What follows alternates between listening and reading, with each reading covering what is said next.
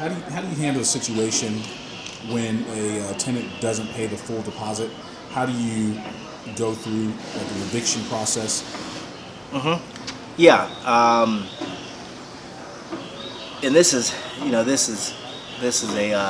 a situation where, I mean, there's a lot of moving parts. However, I'll say, when you're doing your qualifying criteria, you typically want to take all the money, you want to receive all the move-in monies up front. This is a case where I did not do that, and it has come back to bite me. And it always comes back to bite me in my behind, Nathan, and yet sometimes I still find myself doing it. So I'm only human. Yeah, I might have written a book on it, but sometimes I do not follow my own procedures. So let me give you the scenario. I had a tenant whose credit was shady, had a full-time job, but the credit was a little off, very low, right around 500, 560.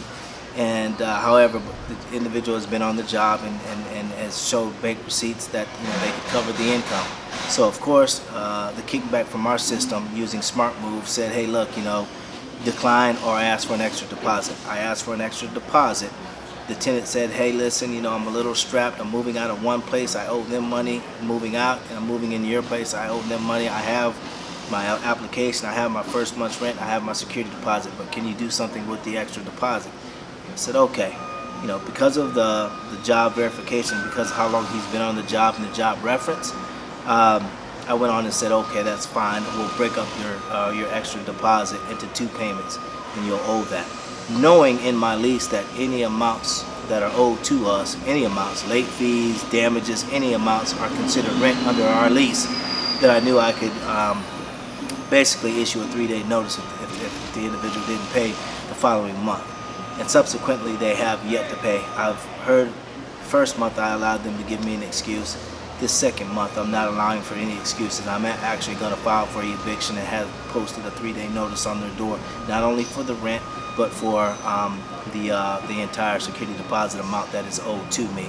So, and I can do that. Most people are hesitant to do that, and you should be if your lease does not allow you to add any additional monies as rent, or view any additional money owes to you as rent. So, yes, it could get pretty hairy there. There could be some discrepancies and some arguments made on the tenant's behalf if you do not have that language in your lease. So the additional rent language is a very important language in your lease, and most solid leases or well-written leases should have that.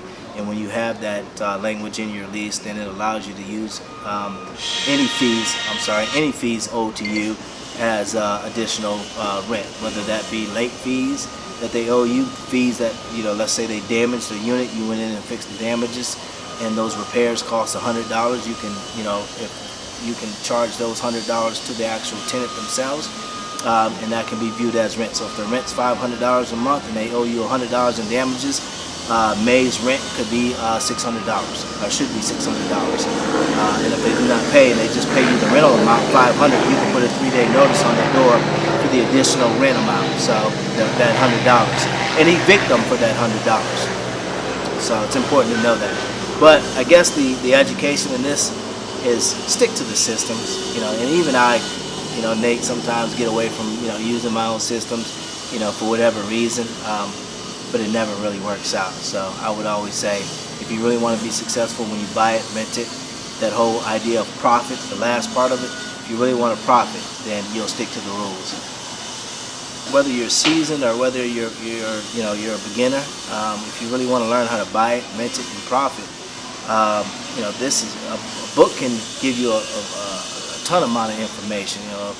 Buy it, rent it, profit has a lot of great information in it. But to be able to really have the experience and be able to see what goes on day to day, like some of the issues that that we had when we came into the property with the Airbnb and the guests, and just the myriad of issues cannot be captured and done any amount of justice in any kind of book, any kind of blog. And look, I'm all for the blogging and all for but this is raw and uncut. This is how you cut your teeth. This is how you become educated. This is how you really truly buy it, rent it, and profit. That last part, profit. A lot of people can buy it, a lot of people can rent it, but not a lot of people can profit.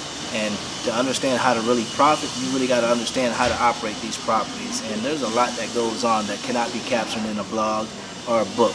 You have to see it to believe it, and that's why we shoot these videos, because we want you to learn and be able to see what goes on. I mean, really, how can you script walking into a rental unit and finding a dead body? You don't script that. This is stuff that happens. You know, how do you script, you know, handling a lot of these issues that go on day to day? You know, so you have to tune in and see it and to believe it. And again, this gives the viewers the ability to gain that experience, to have that experience. Because a lot of people say, I would love to do an internship. Well, if you watch these videos, you're basically doing a free internship. Because we're really pretty, you know, uncut here. You know, we're giving it to you, you know, all the education and training you can possibly get. You know, this is like going to a, you know, having or being a part of an internship by coming to Park Plaza and joining us on these training videos on a weekly basis. Thanks for joining us here at Buy It, Rent It, Profit, the Landlord Property Management Academy. Thanks for joining me. If you like these training videos, please like us on our YouTube page. Please engage with us at our website. Until next time, see you soon.